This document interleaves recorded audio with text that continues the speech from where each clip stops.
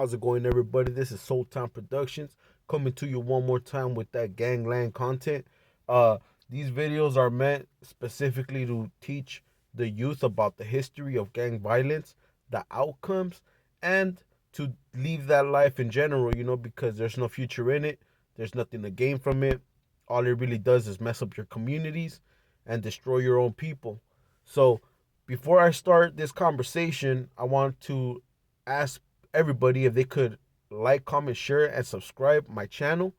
I'm bringing content regarding gangland, regarding culture, regarding health benefits and stuff like that, right? Just many different topics. I got more videos on my profile and I got more videos coming up. So please, if you could support my channel, that'd be great. If not, that's fine. We keep it pushing regardless, right? So today we're gonna be talking about the East Side Fullerton Tokers town. You know, this gang is very notorious. Uh, I'm pretty sure anybody that's living in Orange County has heard about it. Not only do they got a badass name, but it's a pretty violent and famous gang, in Orange County. And before I start anything, I want to say to this neighborhood, uh, I'm only speaking on your neighborhood with uh, public knowledge information, which means anybody could get this information online. No disrespect to your audio. Much respects. You guys have earned every respect. Uh, I'm just trying to teach the youth, right? So the history of Tokerstown, right? According to UnitedGangs.com, uh, the Fullerton Tokerstown were founded in the town of Fullerton, California, at some point between the 1950s and the 1960s. Additional sources even report that Tokerstown activities throughout the 1940s. Mostly Hispanic in nature, this group arose as a natural response to a series of bad policies enacted by the government. Poor housing conditions, the inability to access higher education, and the lack of a solid alternative to crime fueled the process leading to this gang's birth. In a period where racism was still rampant across most of the United States, Mexicans and other Latino people often needed protection both from the police and from the white supremacist associations such as the KKK. Groups of younger men would begin to form as each individual took care of those around him and ensured that they could be safe while on the streets. As the years went on, members of the Fullerton Tokerstown would progressively engage in larger and more complicated criminal activities. Drugs, alcohol, and violence often characterized the gang. I heard a lot about these videos that start off because of oppression by it could either be the surrounding neighborhoods, but mostly a lot of neighborhoods started because of police corruption and the horrible living conditions of the past. I feel like today we're living in a pretty comfortable time. It's more safer than what it was. If you notice, there's cameras everywhere. Nowadays, you can't get away with a murder. Back then, it was very easy because the lack of cameras and more than likely the witness would always get either assaulted or they would get threatened, right? And a lot of gangs started because of this oppression. And the the the article continued with racial equality, the 80s and the 90s, with racial equality laws finally being passed in the 70s. The Fullerton Tokerstown has technically lost the purpose for their existence. The gang, though, which was still rather small, had already moved to more profitable illegal activities. They continued existing as a criminal enterprise, although only a part of the Fullerton Police Department considers them one. Violence was being reserved to self-defense, would soon find itself employed to commit robberies, assaults, thefts, and pretty much anything else that could be turned into a profitable venture. According to some ex-members of the group, the Fullerton Tokerstown became heavily involved in the sale of drugs. The word Tokers in their name might have been chosen in connection to their habit of smoking large amounts of weed. The 80s and the 90s still saw the majority of the poorest youth in Fullerton being offered no alternative to joining the gang. As such, these people often found themselves on the streets and needed to turn into violent criminals in order to survive. Things would slightly change as the century drew to a close. From the 2000s to today, both local police department and several key individuals in the Orange County Judicial Branch invested a large amount of manpower and resources in the fight against the Fullerton Tokers town. A safe zone within which gang members are not permitted to associate with each other or engage in other gang-related activities was established in 2011, which was a gang injection. The gang, which today is estimated to have between 50 to 150 active members, is considered one of the most dangerous and largest in the area. Enacted precautions often include a heightened police presence as well as multiple programs for at-risk kids. Although the group remains smaller and less organized than many other associations in the southern part of the United States, the local police department hopes that these programs will help younger generations stay away from crime. And it says rivals Fullerton Boys, Eastside Buena Park, CKA, and some Anaheim gangs. Uh, it's crazy. It's crazy because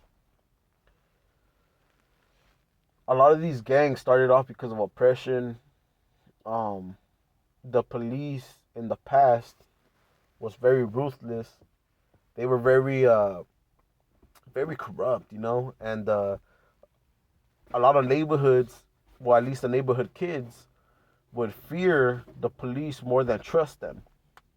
And today we have a couple generations being born with the hate of the police, you know, and I feel like this problem is not a problem that the police could solve because of that past. I feel like the police, or at least the city, should provide if not more programs, but like a rehabilitation type of program to help with the trauma that the police have caused onto our people. And I say that because me myself, uh, being raised in Santa Ana, I got to witness the corruption of the police. Right, I did get jumped one time by the police in the riverbed when I was a kid. Me and my homies got caught in the riverbed drinking, ditching school. The police came and they basically jumped us. I mean, yeah, they didn't like smash us out and like stomp our heads or nothing like that. But they tackled us down, grabbed us pretty hard, and started hitting us with their batons. Uh, they ended up letting us go, but I had many run-ins with the law where the police would just stop me, or if I was like on my bike or I would be in my car, pull me over, check all my stuff, leave my stuff all destroyed.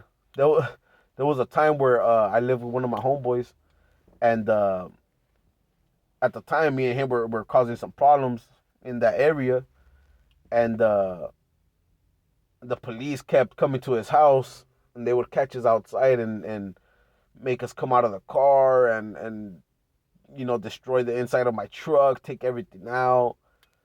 And at the end, before they left, the cop was like, "Hey, remember this one time when you did this and that?" And I was like, "Yeah, what's up?" He was like, "Well, uh, if you would have been cool, this wouldn't be happening." And I tripped out, and I was like, "Did this guy really just tell me that?" But then he was like, "You could go." I was like, "Damn, like that, this fool's corrupt." It's just some of the trauma that a lot of people have faced, at least our people, with the police. Uh, and it's just crazy. It's crazy. But I found another article regarding Tokerstown. Uh, so one afternoon, Usman Muhammad and other members of the Fullerton Boys gang attacked Angel Gonzalez on his way home from school. Gonzalez belonged to a gang called Tokerstown and had exchanged hostilities with Muhammad's group earlier that day. During the attack, the Fullerton Boys knocked Gonzalez. My bad. Got that caught in mouth. And the Fullerton boys gang attacked Angel Gonzalez on his way home from school. Gonzalez belonged to a gang called Tokers and had exchanged hostilities with Muhammad's group earlier that day. During the attack, the Fullerton boys knocked Gonzalez to the ground and repeatedly kicked him. Muhammad then pulled a handgun and fatally shot Gonzalez. In a bifurcated court trial, the prosecution presented evidence concerning an incident which occurred at a Jack in the Box eatery in the 1990s, 2 years before the Gonzalez slaying. Muhammad, his brother, and Okpeka Sundara were at the restaurant when another group confronted them and kicked their car. Muhammad's group left the restaurant and was followed by a Ford Bronco. When the Bronco pulled alongside of Muhammad's car, Sundara drew a gun and opened fire on it.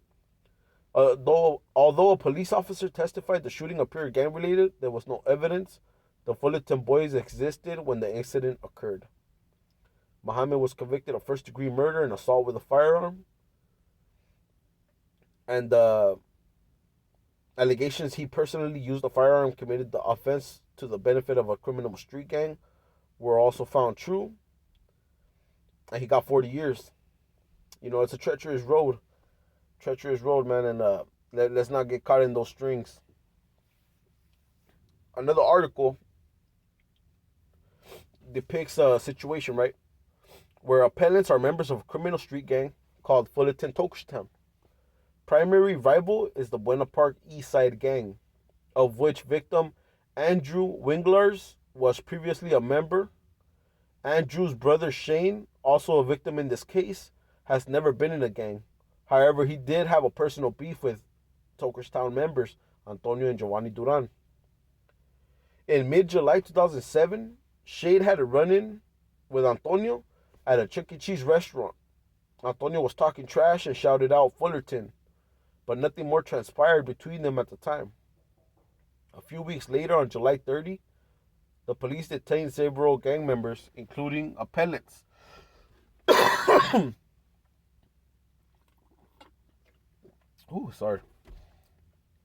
On Franklin Street and Fullerton Tokerstown claimed territory.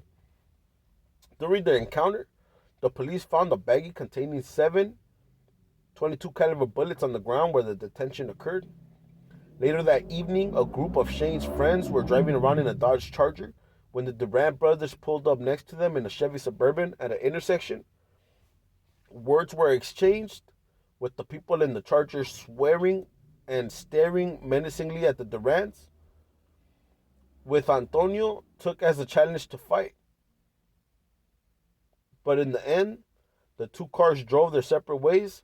The Suburban went to Franklin Street, and the Charger went to Shane and Andrew's house. When the Durant brothers arrived on Franklin Street, they recruited several Tokertown members to help them out. As Antonio testified at trial, I wanted to make it a fair fight, so I wanted to take some guys with me. Giovanni was even more frank. He told the police he and his friends wanted to settle the score with the people in the Charger. To that end, appellants got in the middle row of the Suburban and 2 more Tokerstown members got in the back, bringing the number of gang members in the vehicle to 6. Knowing the people in the Charger were Shane's friends, the group set off for Shane and Andrew's house, which is located in East Side claimed territory. When they arrived there, Shane was standing at the front of the house with several other people. After the Suburban passed by the house, he went inside and got Andrew. They hurried into the street. By then, the Suburban had turned around and was heading back toward them. The Suburban stopped about 1 house away from where Shane and Andrew were standing, then went out warning there was a barrage of gunfire from the driver's side of the vehicle. Shane and Andrew couldn't tell who fired the shots or how many shooters were there. However, Antonio, the wheelman, testified Arroyo was the sole shooter. Antonio explained that after he stopped the Suburban, Arroyo stepped outside and fired several shots in rapid succession from a .22 caliber revolver. One of the shots grazed Andrew's head as he fell to the ground. The Suburban drove away. In the wake of the shooting, appellants were arrested. Arroyo told the police he got into the Suburban because he wanted to back up the Durant brothers.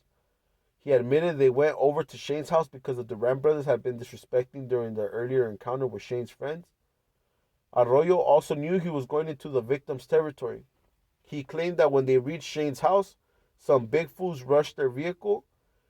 He stepped out to fight, but when he heard the gunshots, he thought he was under fire. So he jumped back in the Suburban and they drove away.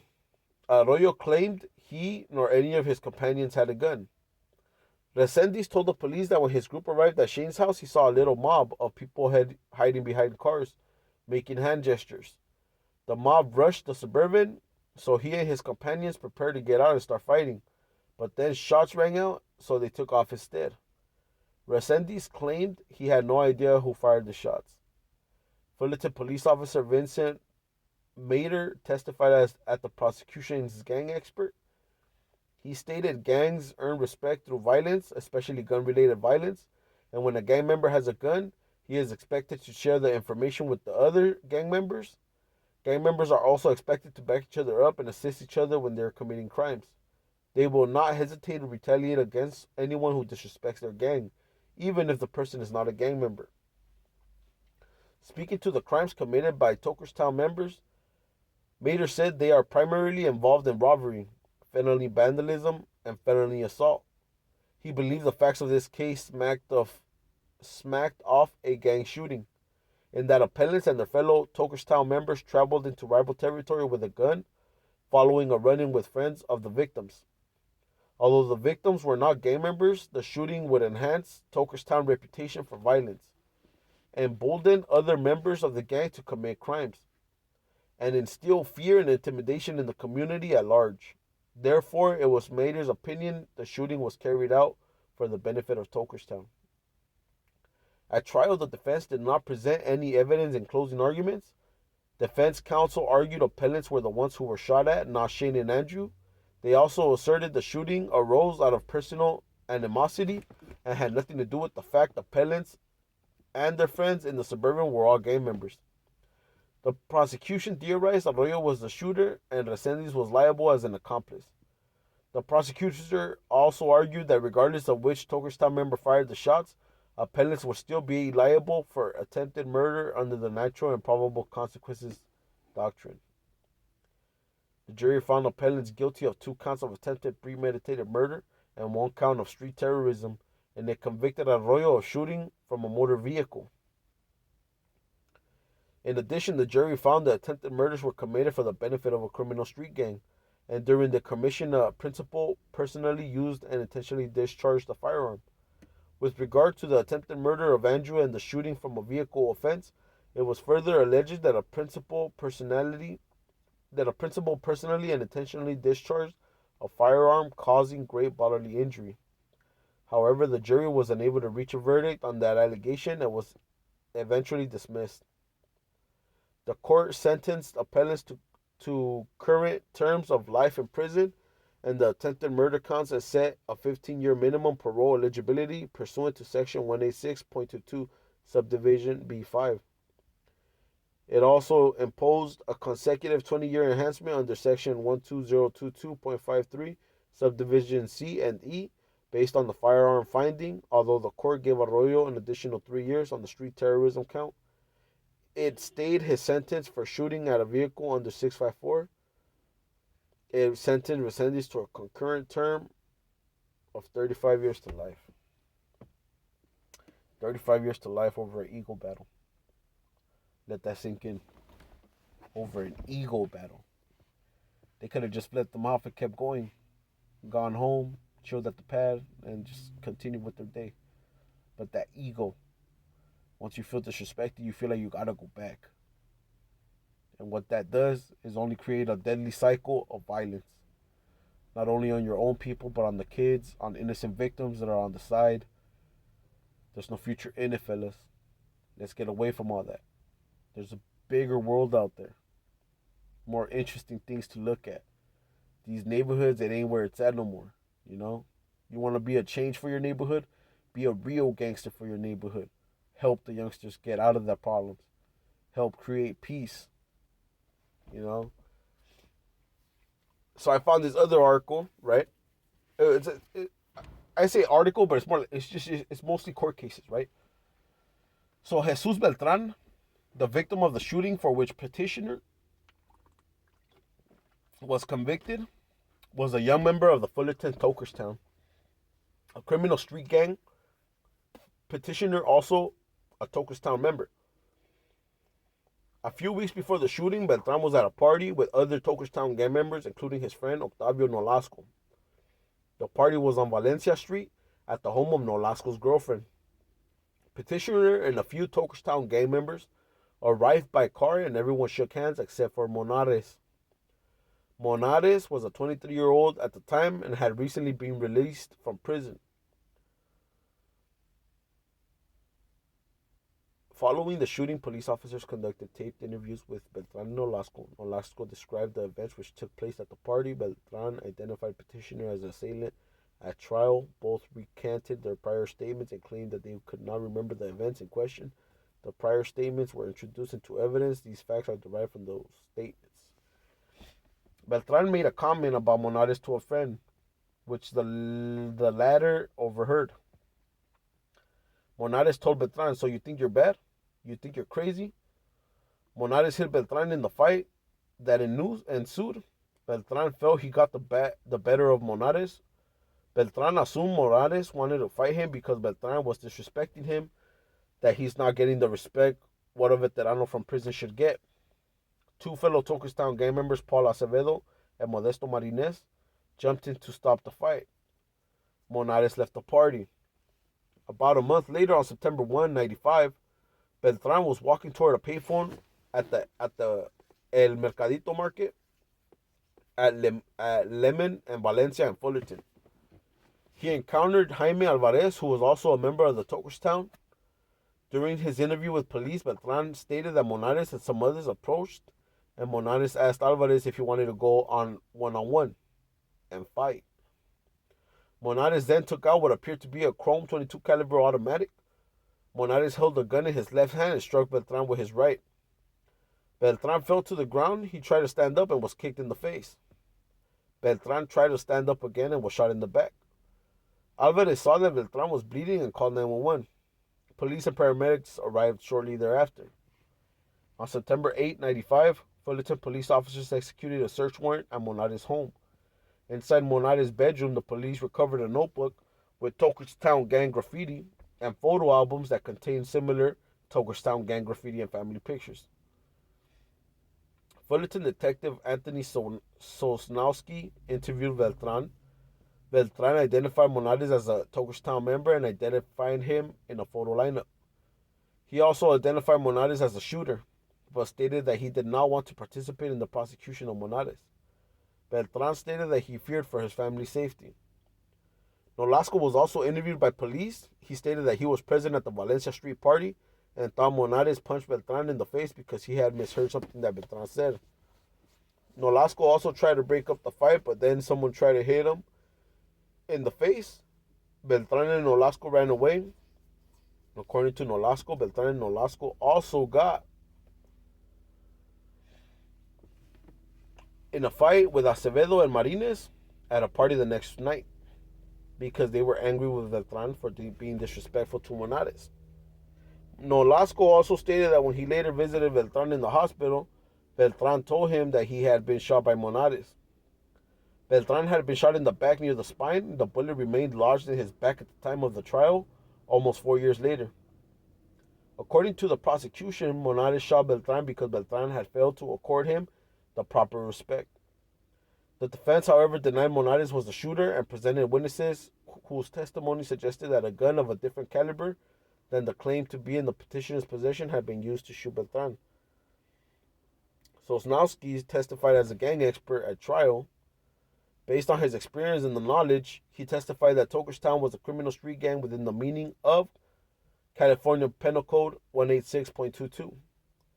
Sosnowski testified that Monares was a Tokerstown member based on the tattoos located on Monares' body and the photo albums recovered at Monares' home, which included gang graffiti and photos of people flashing gang signs.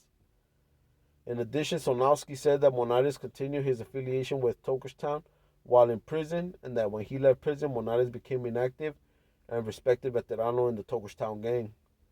He further stated that Monares shot Beltran because he believed that Beltran did not show him sufficient respect, and therefore Monares committed the crime of the benefit of Tokerstown. You know, that's rule number one. You show respect. You never disrespect no man, because you never know what that man's going through. You know, he might be a killer and you don't even know that. I mean, he just got out of prison. You don't disrespect nobody, man. You show everybody with respect. You shake their hand like a man, and you show that respect, man, because that could be your life right there, you know.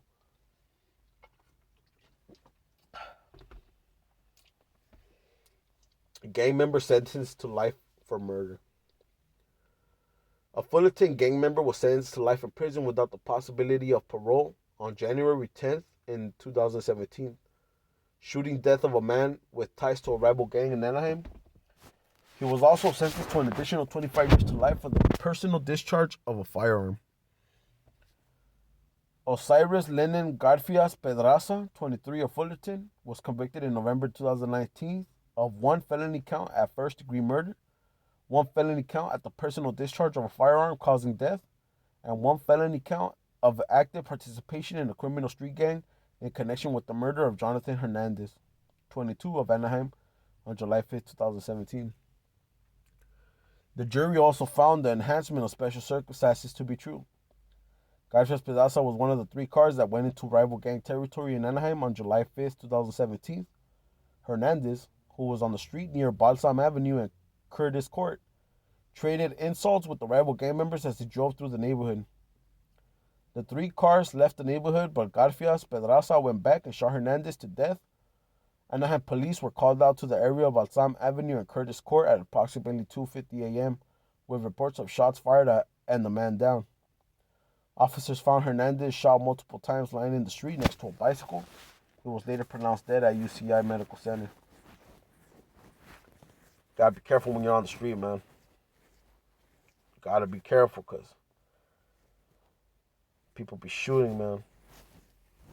People be shooting, and it's crazy, man. You know, every man has to be given respect in order for you to receive that respect back. And that's rule number 1 right there. Like I said, this gang is very notorious. They got hitters. You show respect when you walk through the neighborhood. You tread lightly, you know. I hope everybody likes, comments, share, and subscribes to my channel. If not, it's fine. I ain't tripping. Let's just have some good times, you know. This podcast was made to shed light on the problems in Orange County and to show history too, you know, because gangs, even though they're a negative part of history, they are history, you know. These gangs from the past, in the 90s, they're not the same today. You know, a lot of youngsters claim these gangs today, but a lot of youngsters don't even know where the beef started from. They don't know much. They're just trying to follow suit, you know. And with that being said, I'm going to end this video with that. I hope everybody has a safe night. Stay up and take care wherever you go, eh? Because, you know, danger follows everybody. Take care, mi gente.